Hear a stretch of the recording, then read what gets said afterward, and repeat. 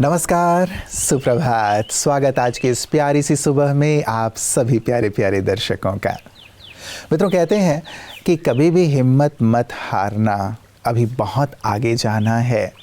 जिसने कहा था कि तुम नहीं कर सकते, उसे करके दिखाना है।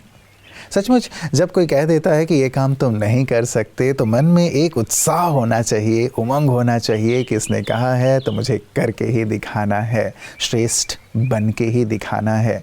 लोगों का तो काम ही कहना है। जब कभी हम कुछ अच्छा करने के लिए आगे बढ़ते हैं तो तुरंत ही वो अपना टांग अड़ाने लगते हैं कि तुम नहीं कर सकोगे, नहीं कर सकोगे। लेकिन हम अपनी आशा, अपने उत्साह को बनाए रखें और एक अंदर दृढ़ता रखें कि यदि किसी ने कहा है कि नहीं कर सकते तो डेफिनेटली मैं करके दिखाऊंगा। हमारे अंदर वो शक्ति है मित्रों कि कोई भी कार्य जो हमें नामुमकिन लगती है या लोगों को लगती है, उसे हम मुमकिन बना सकते हैं। तो आइए नामुमकिन बात को मुमकिन बनाने के संकल्प के साथ, अपनी आशा और उत्साह के साथ, यदि किसी ने कुछ कहा है कि नहीं कर सकते तो उसे करके दिखाने के संकल्प के साथ चलते हैं आज के सुवाक्य की ओर। जो दृढ़ है वो स्वयं एक दृष्टांत है। जीवन में अक्सर हम कोई आदर्श या मिसाल ढूंढते हैं, क्योंकि उनके कर्म हमारे लिए प्रेरणादायक होते हैं और हम भी उसी मार्ग पर चल अपने लक्ष्य को प्राप्त करना चाहते हैं। उनके जीवन के सीख लेना आसान है, लेकिन यह भी समझना जरूरी है कि वे एक दृष्टांत बने कैसे। जरा सोचिए, जो मनुष्य हमें इतनी प्रेरणा प्रदान करता है वो स्वयं कितना सशक्त होगा, कितना अटूट होगा, अटल होगा और अपने लक्ष्य पर कितना केंद्रित होगा। हम भारतवासी स्वाधीनता अर्जित करने हेतु कितने दृढ़ थे और वही स्वतंत्रता सेनानी ही हमारे प्रेरणा स्रोत बने। जीवन में चाहे परिस्थिति कैसी भी हो, हमें इतना मजबूत और लक्ष्य पर केंद्रित होना चाहिए कि कोई भी तूफान हमें हिला नहीं पाए। यह याद रखिए कि जो इंसान सुख और दुख दोनों में अविचल रहता है, वही औरों के लिए एक दृष्टांत बन जाता है। मित्रों, माफ करने की आदत डालें ताकि किसी भी आत्मा के लिए मन में नफरत पैदा ना हो। क्योंकि जब मन में किसी के लिए नफ़रत और घृणा के भाव पैदा होते हैं तो वो हमारे अंदर के उमंग उत्साह को ख़त्म कर देते हैं। वो हमारे अंदर ऐसी नकारात्मक वाइब्रेशंस भरने लगते हैं हमारे कण कण में, कोशिकाओं में, जो हमारा मन और तन अस्वस्थ होने लगता है। तो सामने वाला यदि किसी प्रकार से बदले ना बदले, लेकिन हमारा जीवन बदलने लगता है नकारात्मक रूप से। इसीलिए क्षमा कर देना सबसे अच्छी बात है। जैसे ऊपर हम बात कर रहा है कि कई लोग होते हैं जो हमारे रास्ते में टांग अड़ाते हैं, व्यवधान पैदा करते हैं, ये कहते हैं कि तुम नहीं कर सकते। ऐसे लोगों के लिए कहीं ना कहीं मन में एक घृणा या नफ़रत की भावना आ ही जाती है। लेकिन नहीं, हम इसे सकारात्मक रूप में लें कि हम अच्छा करेंगे, बेहतर करेंगे और उनकी बुराइयों के लिए उन्हें माफ़ करते चलें, तो हमारा जीवन ही श्रेष्ठ बनेगा और साथ ही तन मन से भी हम दुरुस्त रहेंगे। तो आइए अपने आप को दुरुस्त रखने के सुंदर भाव के साथ चलते हैं आपकी सेहत आपके हाथ की ओर। नमस्कार दर्शकों, आज हम सर्वाइकल कैंसर के बारे में चर्चा करने जा रहे हैं। सर्वाइकल कैंसर, जो कि एक बहुत ही आम कैंसर है। भारत देश में तो बहुत बहनों को सर्वाइकल कैंसर होता है। सर्वाइकल कैंसर को जल्द से जल्द डायग्नोस कैसे करें और इसको प्रिवेंट कैसे करें, आज हम इसके बारे में बात करेंगे। सबसे पहले तो ये जान ले कि बहनों में जो रिप्रोडक्टिव ऑर्गन्स होते हैं उसमें यूट्रस, सर्विक्स, ओवरी और फैलोपियन ट्यूब होती है। यूट्रस, जिसको हम हिंदी में बच्चादानी कहते हैं, उसके मुंह को सर्विक्स कहते हैं और उसके कैंसर को सर्वाइकल कैंसर कहा जाता है। सर्वाइकल कैंसर की रोकथाम के लिए और जल्द से जल्दी उसके डायग्नोसिस के लिए एक बहुत ही इन्वेस्टिगेशन है, बहुत ही इम्पॉर्टेंट टेस्ट है, जिसको हम पैप टेस्ट कहते हैं या पैप स्मीयर टेस्ट कहते हैं। लेटेस्ट मेडिकल रिसर्च कहता है कि 30 साल की उम्र के बाद हर बहन को पैप स्मीयर टेस्टिंग करवानी चाहिए हर 3 साल में। पैप स्मीयर टेस्टिंग से हम बच्चादानी के मुंह यानी कि सर्विक्स के सेल्स को स्टडी करते हैं और उसमें हल्के से भी बदलाव को हम देख पाते हैं और उससे यह अनुमान लगाया जा सकता है कि आने वाले कुछ सालों में सर्वाइकल कैंसर होने की संभावना कितनी है। परसेंटेज से हम अनुमान लगा सकते हैं और कितना डिस्प्लेसिया है, कितने चांसेस हैं सर्वाइकल कैंसर होने के, वो भी पता लगाया जा सकता है। आम जनता के लिए खुशखबरी है कि ये टेस्ट की कीमत बहुत कम है, ये बहुत कम कीमत में करवा सकते हैं। तो सभी के लिए ये बहुत इम्पोर्टेंट मैसेज है कि 30 साल के बाद सभी बहनें पैप स्मीयर टेस्टिंग रेगुलर रूप से करवाएं और सर्वाइकल कैंसर को प्रिवेंट कर सकें। आपका बहुत बहुत शुक्रिया। ओम शांति। मित्रों, कहीं सुंदर पंक्तियाँ लिखी थीं कि कोई ईश्वर पर सब छोड़ देता है और कोई ईश्वर के लिए सब छोड़ देता है। दोनों बातें बहुत ही प्रेरक हैं और गहन हैं। ईश्वर पर सब कुछ छोड़ देना अर्थात हल्के हो जाना। सचमुच ईश्वर जो तीनों लोकों के नाथ हैं, वही तो सृष्टि को चला रहे हैं, वही तो हमारे माता पिता हैं, वही मेरे जीवन के कर्णधार, मेरे परिवार, मेरे व्यवसाय को चलाने वाले हैं।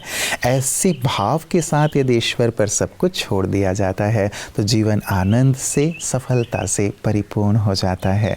अन्यथा व्यक्ति अपने ऊपर ही बोझ लेकर के बहुत ज़्यादा परेशान हो रहा होता है। और दूसरे होते हैं जो ईश्वर के लिए सब कुछ छोड़ देते हैं। ये कार्य सभी तो नहीं कर पाते, लेकिन जो करते हैं वो औरों के लिए आदर्श बन जाते हैं। ऐसी एक महान विभूति थे प्रजापिता ब्रह्मा कुमारी ईश्वरीय विश्वविद्यालय के विशेष रत्नों में से एक आदरणीय राजयोगी लक्ष्मण भाई जी, जिन्होंने ये दोनों कार्य करके दिखाया। उन्होंने ईश्वर के लिए सब कुछ छोड़ दिया, अर्थात अपने पूरे जीवन को ही मानवता के कल्याण अर्थ समर्पित कर दिया और अपने पूरे जीवन ईश्वर पर सब कुछ अर्पित करते हुए निमित्त भाव से अपने जीवन को एक ऐसा महान आदर्श बना लिया जो और भी उन्हें देखकर प्रेरित होते रहे। आइए आज उनके स्मृति दिवस पर महकती यादों में उनकी इन्हीं सुंदर प्रेरक बातों से हम भी प्रेरित हों। आदरणीय भ्राता लक्ष्मण जी का नाम बड़े आदर पूर्वक लिया जाता है। आप तन मन धन समय श्वास संकल्प सहित पूर्ण यज्ञ में समर्पित दधीचि ऋषि के समान थे। ओजस्वी वाणी के धनी आदरणीय भ्राता लक्ष्मण जी सदा बेहद सेवा के चिंतन में रहने वाले थे। आप लौकिक रूप से शिक्षक थे और पदोन्नत होकर शिक्षा अधिकारी बने। जहां जहां भी आपका तबादला हुआ, उस क्षेत्र की अनेकानेक आत्माओं में आपने ज्ञान का बीज बोया।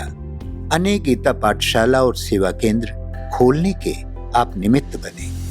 आप प्रोजेक्टर और प्रदर्शनी से गांव-गांव में बहुत सेवा करते थे, जिसकी प्रशंसा प्यारे बाप दादा समय प्रति समय साकार मुरलियों में करते रहे हैं। अपनी पाई पाई यज्ञ सेवा में सफल करते हुए आपने बहुत सादा पर उच्च विचारों के साथ जीवन जिया। सोनीपत के समीप यज्ञ को मिली लगभग 40 एकड़ जमीन को निर्माण कार्य के लिए निर्विघ्न बनाने में आपने अथक प्रयास किया और सफलता भी प्राप्त की। ऐसी स्नेही, अथक सेवाधारी, त्यागी, तपस्वी, एक नामी इकोनॉमी के धनी महान आत्मा को हम कदापि भूल नहीं सकते हैं। कितना सुंदर और प्रेरक जीवन हम सबको भी एक सुंदर सत्य पथ पर चलने के लिए प्रेरित करता हुआ। मित्रों, जब कभी भी आप किसी की अंतिम यात्रा में जाते हैं तो सभी लोग ये कहते हुए पाए जाते हैं, राम नाम सत्य है, असत्य बोलो गत है। लेकिन वो केवल उस यात्रा तक ही कहा जाता है, उसके बाद हम आकर इस पर विचार नहीं करते कि सचमुच राम अर्थात परमात्मा का नाम ही सत्य है और इस सत्य नाम को लेने से ही, इस स्मरण से ही, उनके अनुसार जीवन जीने से ही हमारी गति हो सकती है, अन्यथा गति नहीं हो सकती। गति अर्थात कल्याण होना, जीवन का सार्थक होना, वो तो परमात्मा के पथ पर चलकर ही हो सकता है, उनकी स्मृति से ही हो सकता है। मित्रों, हम इस बात पर बहुत गहराई से विचार करें। केवल किसी की अंतिम यात्रा में शामिल होते समय इस बात को ना कहें, लेकिन इसे अपने जीवन का एक सुंदर अंग बना लें तो जीवन में गति होगी, कल्याण होगा। कैसे हम सहज रूप से गति और सद्गति प्राप्त कर सकते हैं, कैसे ईश्वर की स्मृति में सहज रूप से रहकर अपना कल्याण कर सकते हैं, यही सत्य सुंदर ज्ञान ब्रह्मा कुमारियाँ सभी को प्रदान कर रही हैं। आइए देखें पीस न्यूज़ हाइलाइट्स में। छत्तीसगढ़ राज्य के चुनाव में विजयी हुए नवनिर्वाचित मुख्यमंत्री विष्णुदेव साय जी को ब्रह्मा कुमारीज जशपुर नगर सेवा केंद्र की ओर से ब्रह्मा कुमारी बहनें जीत की बधाई देने पहुंचे। इस मौके पर बी के शकुंतला बहन के साथ अन्य बी के बहनें भी उपस्थित रहीं और माननीय मुख्यमंत्री जी को ईश्वरीय सौगात भी भेंट की और मुख्यालय माउंट आबू आने का निमंत्रण दिया। इस दौरान जशपुर की नवनिर्वाचित विधायक माननीय रायमुनि भगत जी को भी उनकी जीत की मुबारक देने हेतु सेवा केंद्र से बी के नीलम बहन, बी के शकुंतला बहन, बी के रुक्मणी बहन एवं बी के वंदना बहन मुख्य रूप से पहुंचे और पुष्पगुच्छ भेंट देकर उनका अभिनंदन किया। इसके साथ ही कर्नाटक गदक में नव वर्ष नव प्रकाश कार्यक्रम आयोजित किया गया, जिसमें श्री गुरुना बालगानूर जी, सहकार रत्न पुरस्कार विजेता डॉक्टर SS हिरेमाठ जी, मुख्य प्रभारी बी के जयंती बहन एवं अन्य कई मुख्य अतिथिगण भी मौजूद रहे और दीप प्रज्वलन से कार्यक्रम की शुरुआत की। इस शुभ अवसर पर मनमोहक नृत्य प्रस्तुति भी दी गई, जिसमें काफी संख्या में भाई बहनों ने भाग लिया। तत्पश्चात सभी ने मिलकर केक कटिंग भी की और नए वर्ष के उपलक्ष्य में सभी को उपहार भी दिए गए। कार्यक्रम के अंत में पधारे अतिथियों को संस्था की ओर से ईश्वरीय सौगात भी भेंट की गई। मित्रों, चलते चलते कुछ प्रेरक पंक्तियां आपसे साझा कर रहा हूं जो मुझे बहुत प्रेरित करती है, चूँकि बात सत्यता की ओर चलने की हो रही है, ईश्वर की ओर चलने की हो रही है। तो कहते हैं ईश्वर कि तू करता वो है जो तू चाहता है, लेकिन होता वो है जो मैं चाहता हूँ। तू वो कर जो मैं चाहता हूँ तो वो होगा जो तू चाहता है। कितनी पते की बात है और सुंदर सी बात है। हम अपने अनुसार ही चल रहे होते हैं, अपनी इच्छाओं कामनाओं को ढोते हुए, लेकिन ईश्वर की ओर नहीं देखते। उनके अनुसार यदि हम चलना शुरू कर दें तो हम जीवन में जो भी चाहते हैं वो सब कुछ हमें सहज उपलब्ध होता चला जाएगा। ये बहुत ही गहन आध्यात्मिक रहस्य है मित्रों, इस पर भी आज बहुत गहराई से विचार कीजिएगा कि हम ईश्वर की ओर कितना देखते हैं और कितना उनके अनुसार चलते हैं। अपनी चाहना के अनुसार तो हमने जी करके देख लिया, उनमें ही हम उलझे हुए हैं। कभी प्राप्ति होती है, कभी नहीं प्राप्ति होती, लेकिन ये संपूर्ण सत्य है, यदि उसके अनुसार चलेंगे तो जो भी आप चाहते हैं वही होगा। तो क्यों ना इस पर भी हम अमल करके देखें। ज़रूर कीजिएगा, आप सुंदर अनुभव से भर जाएंगे। तो आपका जीवन आनंद से परिपूर्ण हो, इन्हीं मंगल कामनाओं के साथ। नमस्कार, ओम शांति।